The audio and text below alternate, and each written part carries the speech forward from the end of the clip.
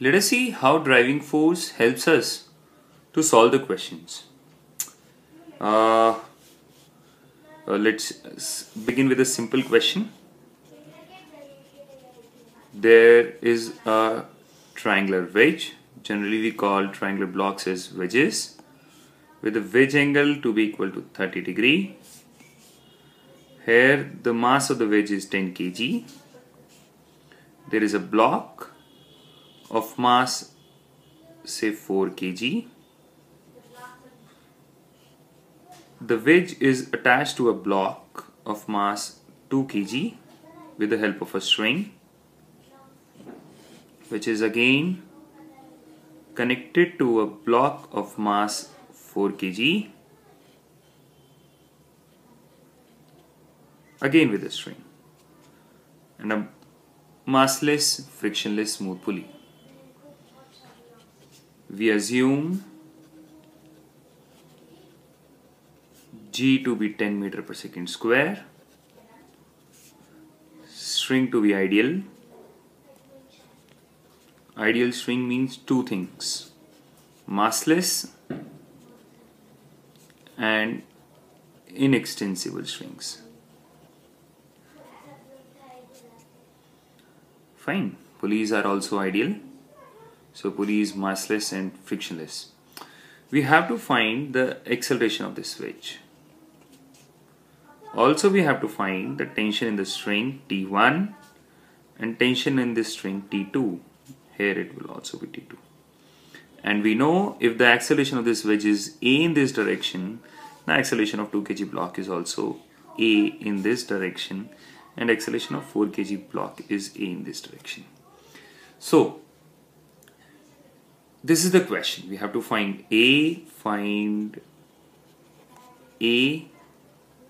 T1, T2. We have to find A, T1 and T2. So instead of making free body diagrams and equations and solving those equations, what I will ask you is, think, what is there in front of you? A 10 kg block. This is a 10 kg triangular block, a 4 kg block, a 2 kg block, and a 4 kg block. Am I correct?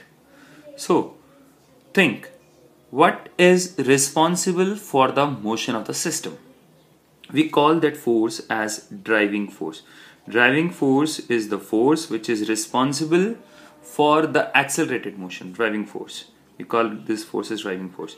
If you learn the two concepts which I am introducing, driving force and mobile mass, then you will be able to solve the questions without making the free body diagrams and much of the equations. It will be easier for you. So think, this 4 kg is pulling down.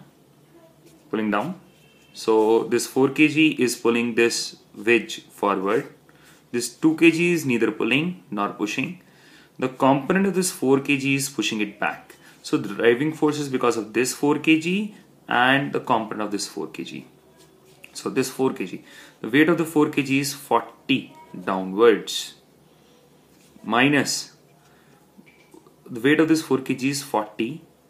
The component is 40 cos 30 degree, and the component of 40 cos 30 degree in this direction is, so weight of this is 40, but the component of this 40 is 40 cos 30 degree, and the component of this 40 cos 30 degree in this direction is 40 cos 30 degree sin 30 degree. So this is 40 cos 30 sin 30.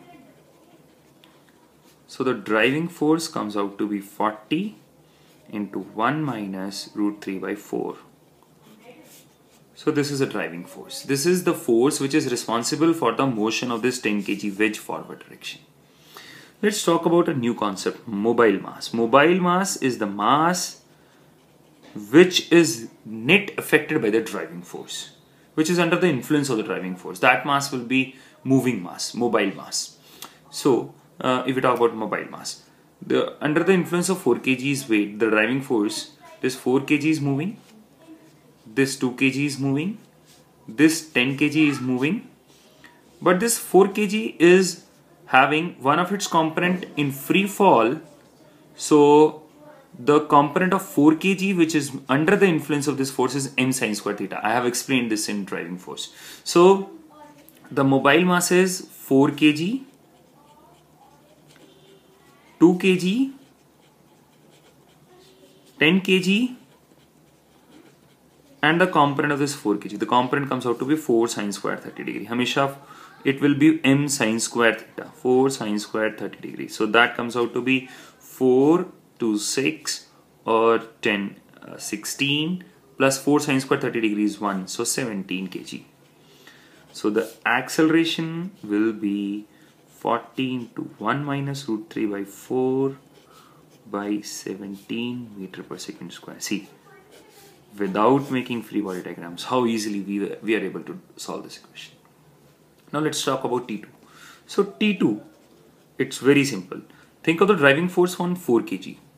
What is that force which is driving 4 kg downwards? So 40 is the weight which is driving it downwards. T2 is stopping it to move from downwards. So 40 minus T2 is downward driving force. 40 minus T2 is equal to 4a.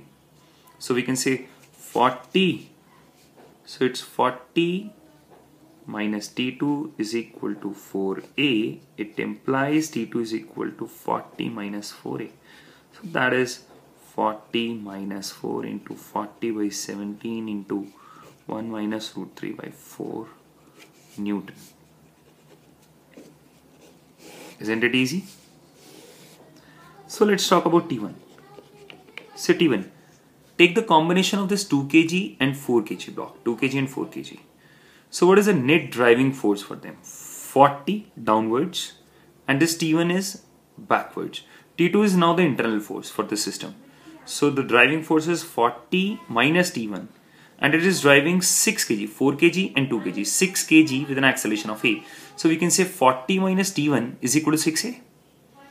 So we can say 40 minus T1 is equal to 6a, which implies T1 is equal to 40 minus 6a, which is 40 minus 6 into 40 by 17 into 1 minus of root 3 by 4 Newton.